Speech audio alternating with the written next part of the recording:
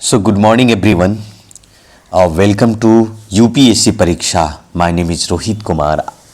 आज संडे है. आज 1 दिसंबर 2024 है और आज द हिंदू का जो मोस्ट इम्पॉर्टेंट न्यूज़ है उसके बारे में हम लोग पढ़ेंगे. जैसा कि आप देख सकते हैं जो मेन पृष्ठ पर अगर फर्स्ट पृष्ठ पर अगर हम बात करें तो साइक्लोन की चर्चा की गई है. अब ये साइक्लोन आपके एग्ज़ाम के जीएस थर्ड में एक क्वेश्चंस के तौर पर पूछ सकता है. साइक्लोन जो है जीएस फर्स्ट का भी पार्ट हो सकता है क्योंकि ये जियोग्राफी का भी पार्ट है.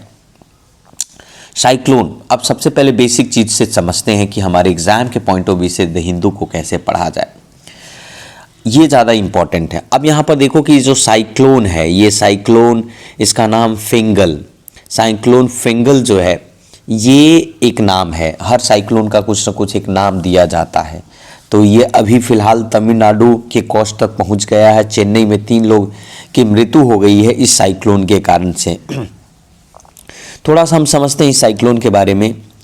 दरअसल साइक्लोन जो फिंगल है ये पुडुचेरी को में क्रॉस कर चुका था सैटरडे नाइट्स को और काफ़ी बारिश हुई. बारिश होने के कारण से और काफ़ी स्ट्रॉन्ग विंड्स थी और ये नॉर्थ तमिलनाडु डिस्ट्रिक्ट को पार करते करते फ्लडिंग लोइंग एरिया में चला आया, जिसके कारण से वहाँ बहुत ज़्यादा बारिश हुई और 3 लोगों की मृत्यु इसी साइक्लोन के कारण से हो जाती है.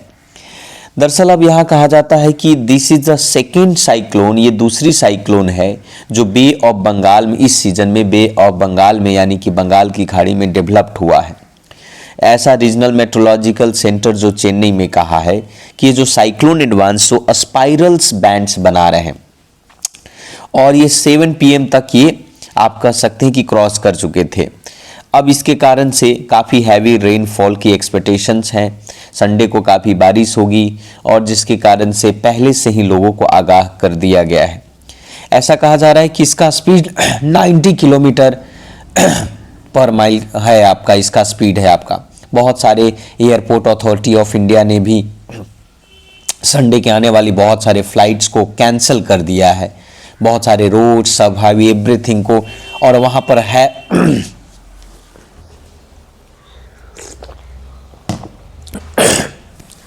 तो ये इसके अंदर में आप देख सकते हो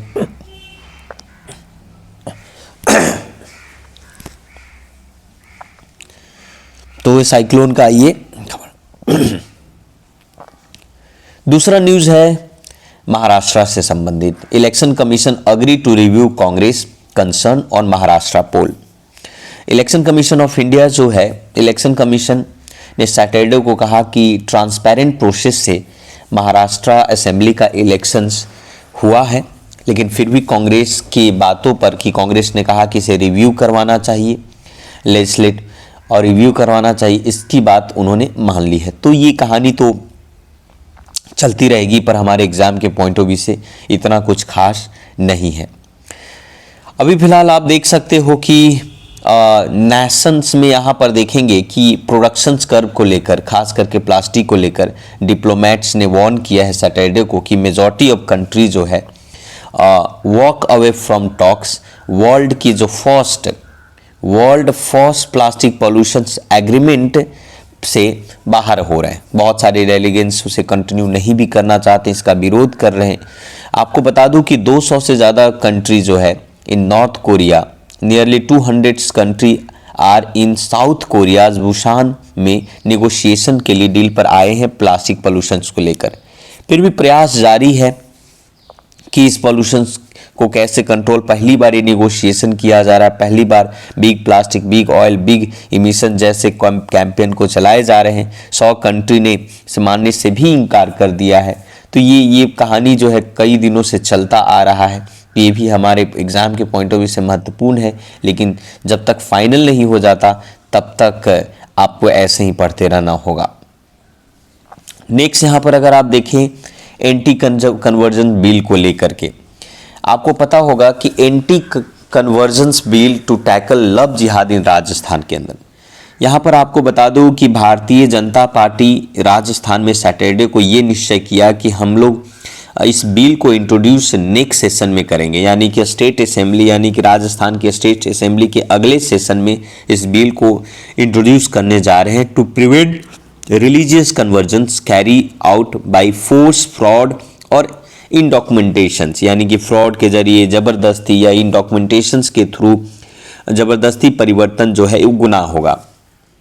this will be they will stop increasing instant of the love is जिहाद। ये बिल जो है लव जिहाद जैसे मामलों को रोकने में मदद करेगा। यहाँ पर decision was taken, state cabinet ने इस बात को डिसाइड किया है कि ये लव जिहाद का मामला इस राज्यों में बहुत ज़्यादा आ रहा है, जिसके कारण से स्टेट गवर्नमेंट ने ये डिसाइड किया है कि अगले सेशन में लव जिहाद से संबंधित एंटी कन्वर्जन बिल जो है लेकर के आएंगे। अब यहाँ पर इस चीज़ों में ये है कि family court will be empowered also, कि इससे संबंधित टू डिक्लेयर सच, इस तरीके के मैरिजेज नल और वॉइड बनाने की बात कही जा रही है और इस कानून के तहत ये क्राइम भी माना जाएगा। यहाँ तक कि मिनिस्टर ने यह भी कहा कि पाथ ब्रेकिंग लेजिस्लेशंस होगा, जो पहली बार राजस्थान में एंटी कन्वर्जेंस लॉ ला करके ये बताया जाएगा कि किसी भी देश राज्य में, हालांकि एंटी कन्वर्जेंस लॉ पहले से भी कुछ राज्यों में बीजेपी रूल्ड स्टेटों में लागू किए जा चुके हैं, जैसे गुजरात, हरियाणा, उत्तर प्रदेश और मध्य प्रदेश जैसे राज्यों में एंटी कन्वर्जेंस बिल लागू हो चुके हैं। राजस्थान भी इस पथ पर आगे बढ़ रहा है। राजस्थान ने भी इसे प्रपोज किया है, Rajasthan provisions of unlawful convergence religious bill 2024। तो ये अगले सेशन में आने की बात है, देखेंगे। हाँ, ये प्रश्न पूछ सकता है कि एंटी कन्वर्जेंस बिल जो है ऐसे कितने राज्यों में है, तो बीजेपी रूल जितने भी स्टेट हैं, जैसे गुजरात हुआ, हरियाणा हुआ, उत्तर प्रदेश और मध्य प्रदेश, इन सभी राज्यों में एंटी कन्वर्जेंस बिल लागू किए गए हैं। अब आगे की न्यूज़ में है, आगे हम बात करेंगे, चलेंगे एडिटोरियल की तरफ। यहाँ पर आपको जैसा कि आप सभी पता है कि seat congress resolve to promote बायोफॉर, इससे पहले भी हमने इन लोगों पर चर्चा किया था कि हमने कहा था कि साइंटिस्ट, पॉलिसी मेकर्स और इंडस्ट्री रिप्रेजेंटेटिव सभी लोगों ने 13th editions of 3-day national seeds congress का पार्टिसिपेशन किया, जिसमें ये कंक्लूड हुआ कि हमें इनोवेटिव सीड्स टेक्नोलॉजी पर काम करने की ज़रूरत है ताकि किसानों को मदद मिले। इससे हाइब्रिड और बायो फोर्टिफाइड क्रॉप्स और स्ट्रेस टॉलरेंस वैरायटी जैसे सीड्स मिलेंगे, जिससे किसानों को मदद मिलेगा। इस मीटिंग के दौरान में ये भी कहा गया है कि क्लाइमेट रेजिलेंस प्रैक्टिस जैसे direct seeds rice, zero tillage, minimize to input cost, इन तरीके फार्मर की समस्याओं का समाधान होगा। एनएससी ने ऑल्सो इस बात पर जोर देते हुए कहा है कि पॉलिसी मेकिंग की ज़रूरत है, क्योंकि इससे पहले बहुत सारे बिल जो है आउटडेटेड हो चुके हैं।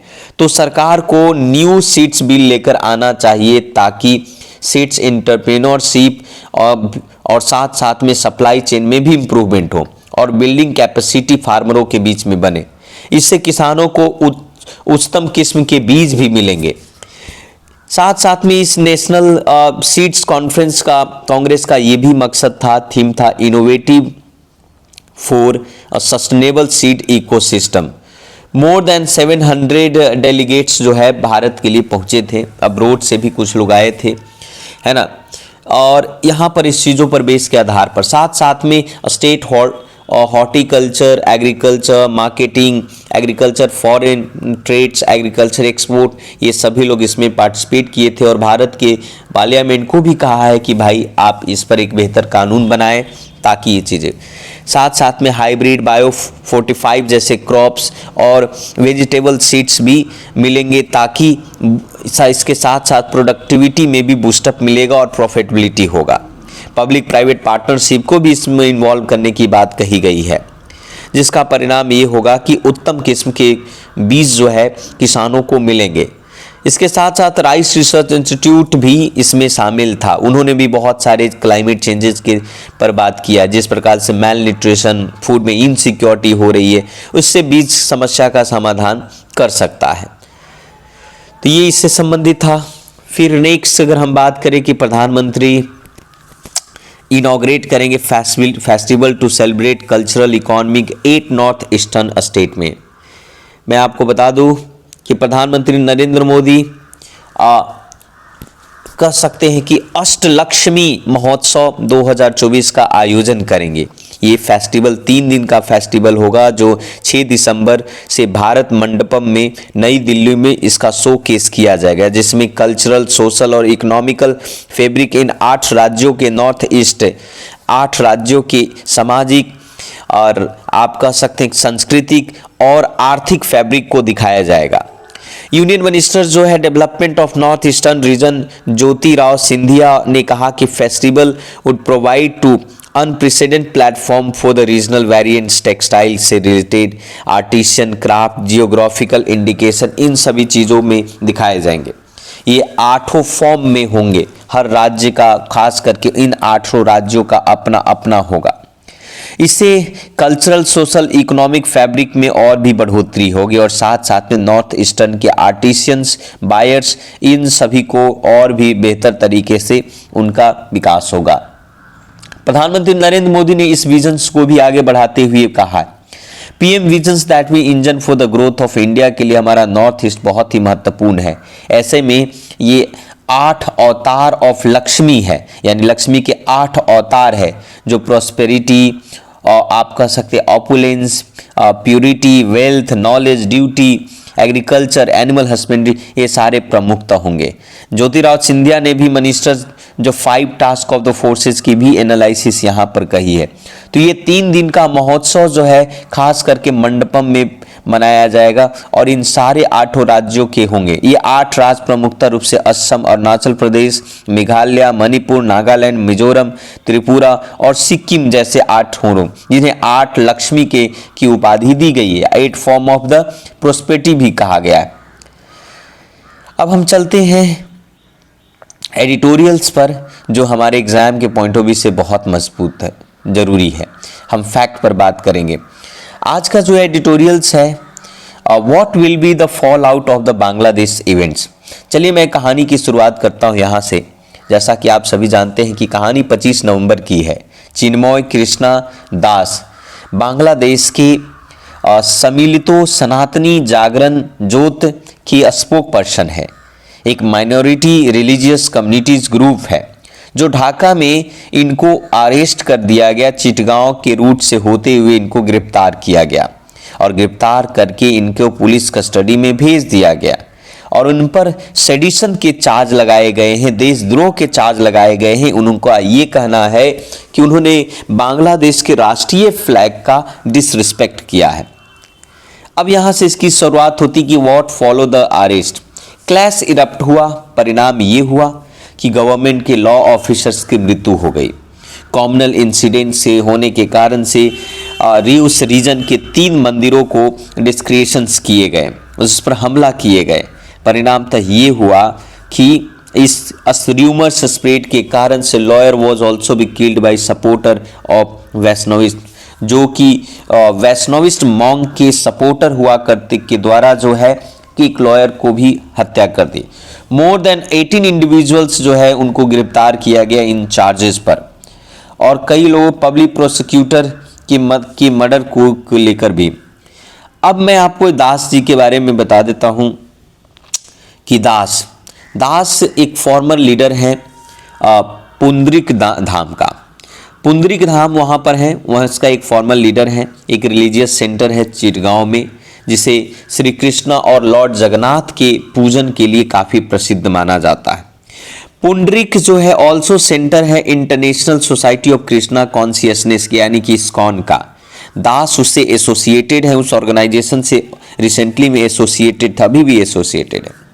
ही rose a prominence after to fall the Sheikh Hasina. Sheikh Hasina 5 अगस्त को शेख हसीना की सरकार के गिरने के बाद जो है वो काफ़ी चर्चा में आए थे।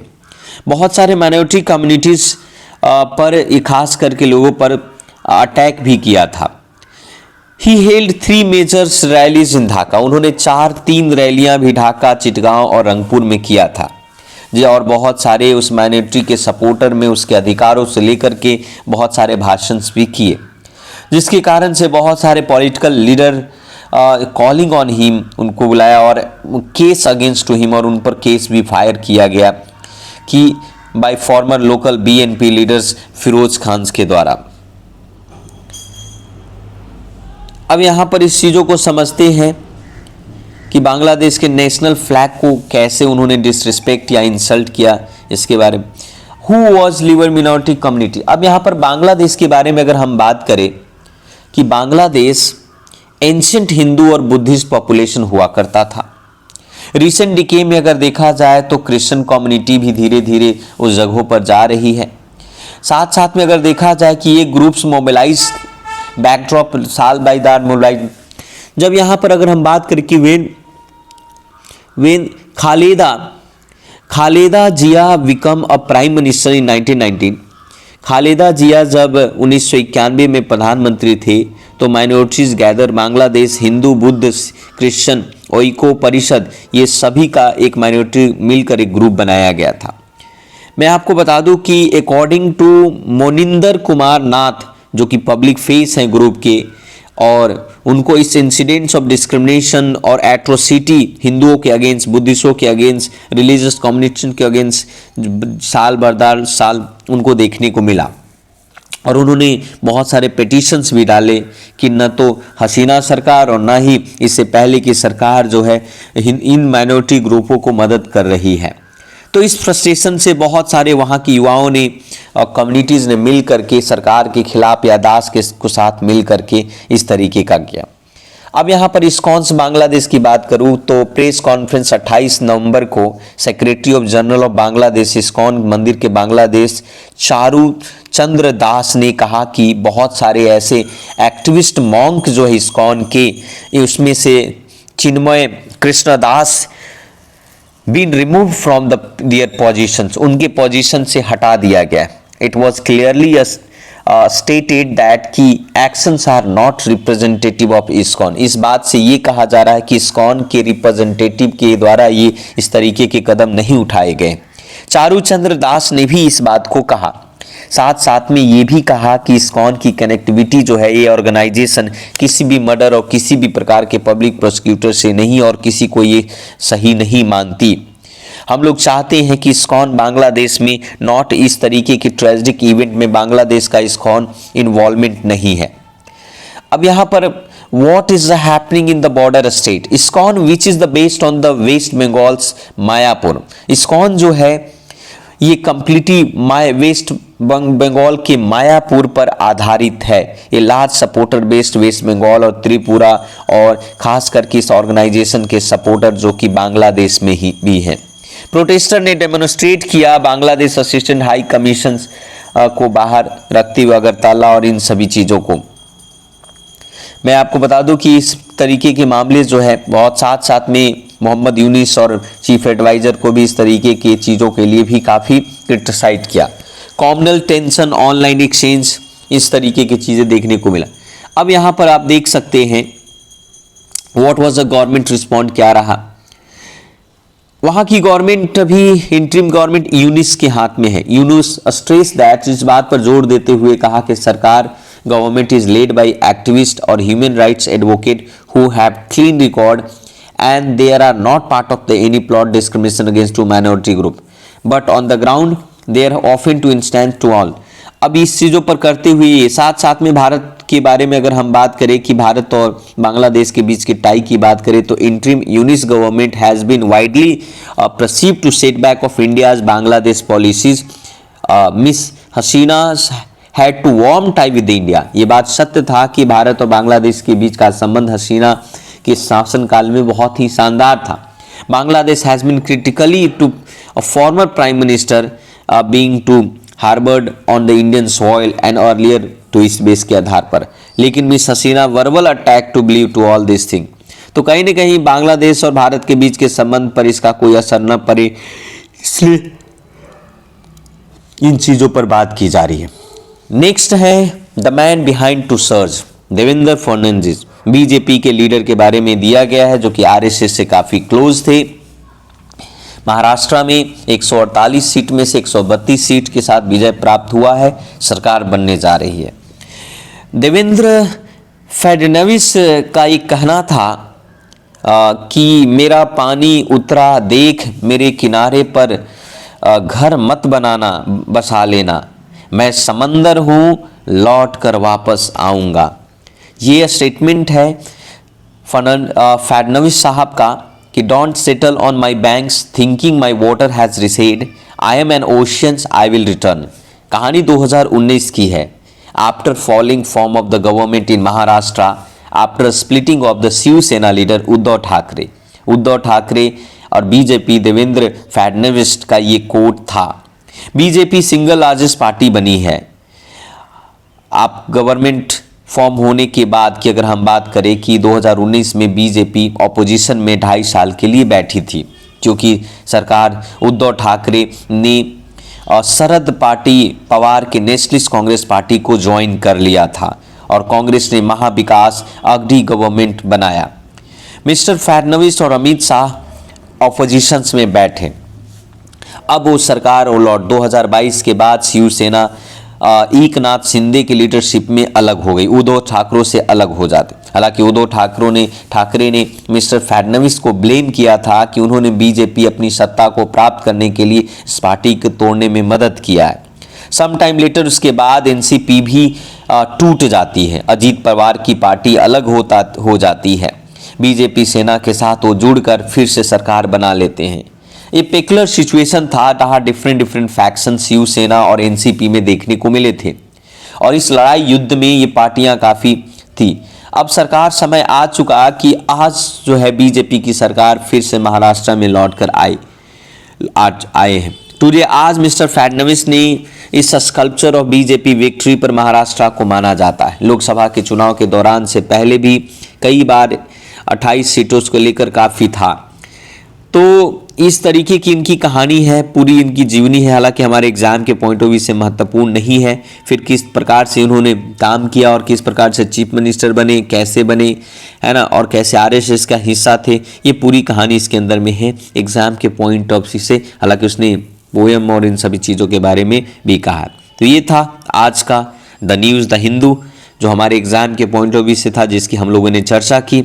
इसी प्रकार के वीडियो के लिए आप इस चैनल को सब्सक्राइब करें, बेल आइकन को प्रेस करें और इसे शेयर करें, ज़रूर करें। थैंक यू वेरी मच, धन्यवाद।